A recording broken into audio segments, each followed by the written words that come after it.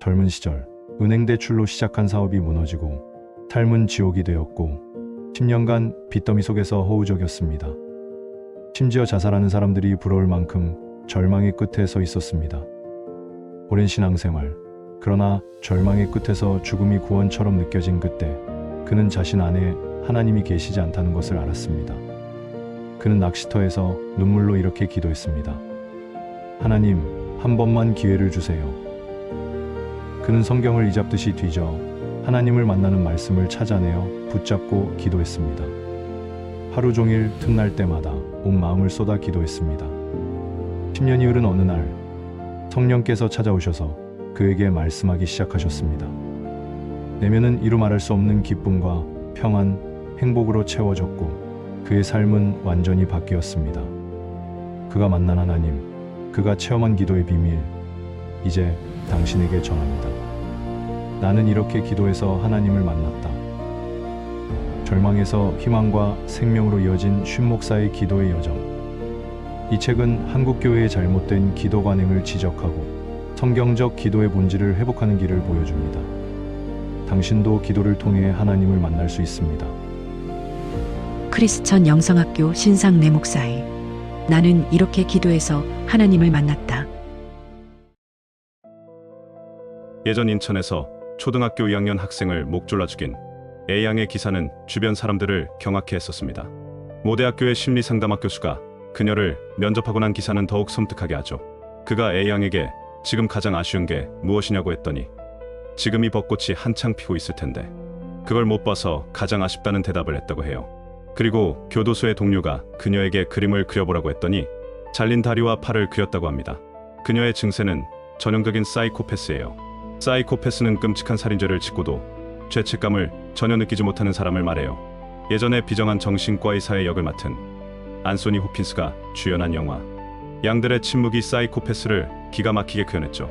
그 영화의 주인공은 살인한 사람들의 인육을 먹는다든가 비대한 사람들의 피부를 도려내어 다시 꿰매는 섬뜩한 장면을 묘사하고 있어요.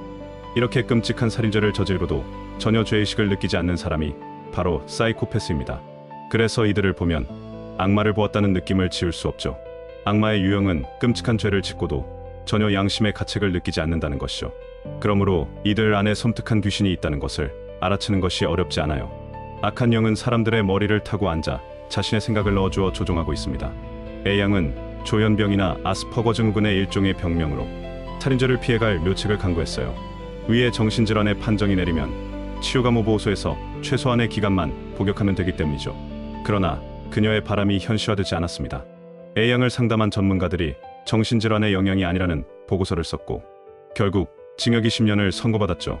사이코패스는 우리 주변에서 마주치기 힘든 유형의 사람일 것입니다. 그러나 정신질환 환자는 우리 주변에 널려있죠. 불면증, 우울증, 조울증, 강박증, 공황장애, 심전증, 자살충동, 조현증은 물론이고 청소년에게 나타나는 ADHD, 틱 장애도 정신질환의 일종이에요. 또한 알코올 중독을 비롯한 각종 중독도 정신질환의 일종이죠. 앞으로 생존 경쟁이 치열해지고 세상이 각박해질수록 정신질환자의 수는 급격하게 늘어날 것이 불보듯 뻔해요. 저는 이러한 정신질환의 증세가 바로 귀신이 잠복해 있는 가장 명확한 증거라고 말해오고 있습니다. 그 이유는 제가 충주 영성학교를 시작하기 전에 대전의 원룸에서 성령으로부터 귀신을 쫓아내는 훈련을 받을 때 저를 치서왔던 사람들이 죄다 정신질환 환자였기 때문이죠. 그래서 귀신을 쫓아내는 기도를 하면 귀신의 증상이 드러나면서 정신질환이 치유가 되었어요. 그러므로 그들의 정신질환의 원인이 귀신이 잠복해서 공격했기 때문이라는 것은 의심할 나위가 없습니다. 그래서 저는 성령께 정신질환의 어느 정도가 귀신들이 일으키는 원인인지 물어보았어요. 그랬더니 거의 대부분이 그렇다고 말씀하셨죠. 그래서 그때부터 정신질환은 귀신에 의한 질병이며 귀신을 쫓아내야 완치할 수 있다고 주장하고 있습니다. 그러나 저의 주장을 받아들이는 이들이 세상에 얼마나 있을까요? 그렇지만 성경을 살펴보세요. 예수님이 간질 걸린 아이를 쫓아낼 때 덩어리 되게 하는 귀신아 나가라고 명령하지 않으셨나요? 그렇다면 간질을 걸리게 한 귀신이 벙어리가 되게 할 수도 있다는 얘기인 셈이죠. 또한 거라사 광인은 누가 보더라도 정신분열을 앓고 있는 환자이죠. 그러나 그 안에 수천 마리의 귀신이 들어있다는 것은 여러분도 잘 아실 것입니다. 물론 귀신은 이러한 정신질환뿐만 아니라 수많은 고질병을 일으킬 것입니다. 성령께서는 저에게 귀신들이 가장 많이 공격하는 유형이 말초신경을 공격하여 고질병을 일으킨다고 하셨어요. 말초신경은 감각기관, 소화기관, 운동기관을 지탱하는 신경계죠. 그러므로 맹인, 귀머거리, 벙어리, 이명, 축농증, 비염, 눈떨림, 안구건조, 안압 등의 원인이 귀신이 일으킨다는 것이고, 만성 소화불량, 만성 위염, 대장성 장염 등 소화기관의 고질병이 마찬가지죠. 운동기관은 설명이 따로 필요 없을 거예요. 두 번째로 귀신들은 주로 뇌를 장악해서 지배한다고 하셨습니다. 그러므로 정신질환이 귀신들의 잠복에 의해 생긴 것이죠. 세 번째로 DNA를 조작하고 지배한다고 하셨어요. 그러므로 모든 유전질환과 원인을 알 수 없는 발달장애, 자폐증의 원인이 귀신이 될 것입니다. 그 중에서도 왜 정신질환은 귀신에 의해 생긴 질병인가요? 정신질환은 선천적으로 생긴 질환이 아니라면 대부분 부정적인 생각이 들어와서 자리 잡아 생긴 질환이에요.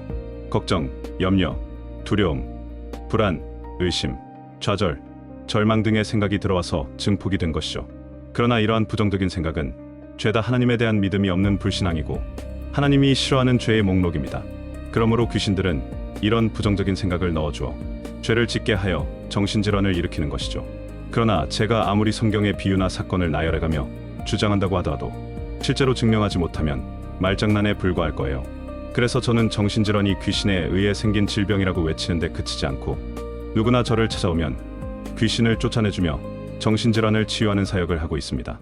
영성학교가 문을 연 지도 10년이 넘었으며 그동안 수많은 귀신 들린 증세를 보인 사람들과 정신질환 환자들이 찾아왔었고, 저의 요구대로 기도훈련을 따라하면 귀신을 쫓아주고 정신질환을 치유해주면서 저의 주장을 증명하고 있죠. 그러므로 저의 주장이 사실인지 아닌지 확인하는 것은 그리 어렵지 않아요. 영성학교 카페의 졸업생들이 올린 후기를 읽어보나 아니면 충주에 직접 와서 확인해보면 되죠.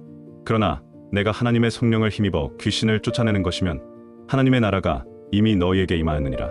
정신질환이 귀신들의 잠복에 의해 생긴 질환이 사실이라면 작금의 우리네 교회는 혼란스러울 것이 틀림없습니다. 대다수의 우리네 교회에서는 자신들에게 성령이 계신다고 주장하고 있기 때문이죠.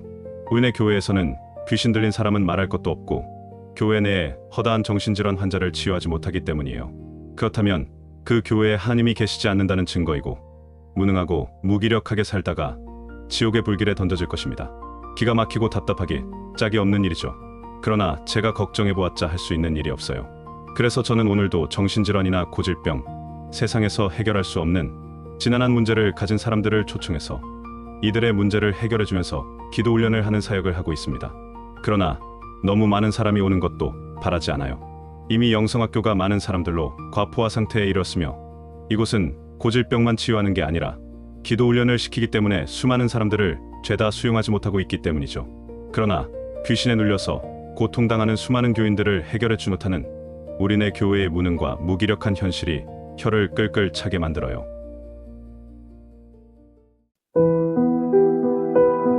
지우는 오랜 세월 교회를 다녔습니다. 주일 성수는 물론 봉사활동에도 적극적이었고 사업이 잘 될 때는 꽤 큰 액수의 헌금이나 11조도 빼먹지 않았죠. 하지만 그의 삶은 늘 고단했습니다. 그의 몸은 병마와 싸우고 있었고 가정은 깨졌고 마음에는 깊은 한숨이 자리했습니다. 어느 날 지우는 잠 못 이루는 밤에 우연히 유튜브에 동영상을 보게 되었는데 크리스천 영성학교의 신 목사님의 말씀을 듣게 되었고 이제까지 그가 궁금해했던 의문점들과 그의 삶의 문제들을 해결받을 수 있겠다는 희망을 가지게 되었습니다. 다음 날이 밝자마자 신 목사님의 나는 이렇게 기도해서 하나님을 만났다 를 주문하고 책이 도착하자마자 단숨에 읽어 내려갔습니다. 그리고 그는 자신이 그동안 열심히 교회를 다니고 희생적인 신앙 행위를 했어도 현재 내 모습이 내가 내 삶의 주인이 되어 하나님이 원하시는 뜻은 안중에도 없이 살았던 것에 대한 결과임을 알게 되었습니다. 책은 성경에 나온 대로 쉬지 않고 전심으로 기도하는 것이 하나님의 뜻이고 성령이 내주하시는 하나님과 동행하는 길이라는 것을 알려주었고 구체적으로 어떻게 삶에 적용하며 기도해야 하는지 신 목사님이 경험하며 열매를 맺은 실제로 했던 그대로를 알게 해주었습니다.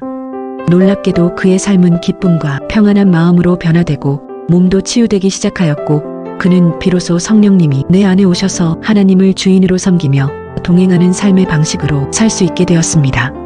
크리스천 영성학교 신목사의 나는 이렇게 기도해서 하나님을 만났다는 당신의 삶을 놀랍게 변화시킬 깨달음을 선사할 것입니다. 지금 바로 이 책을 통해 하나님과의 깊은 만남을 경험해 보세요. 나는 이렇게 기도해서 하나님을 만났다는 전국의 온오프라인 서점에서 구입하실 수 있어요.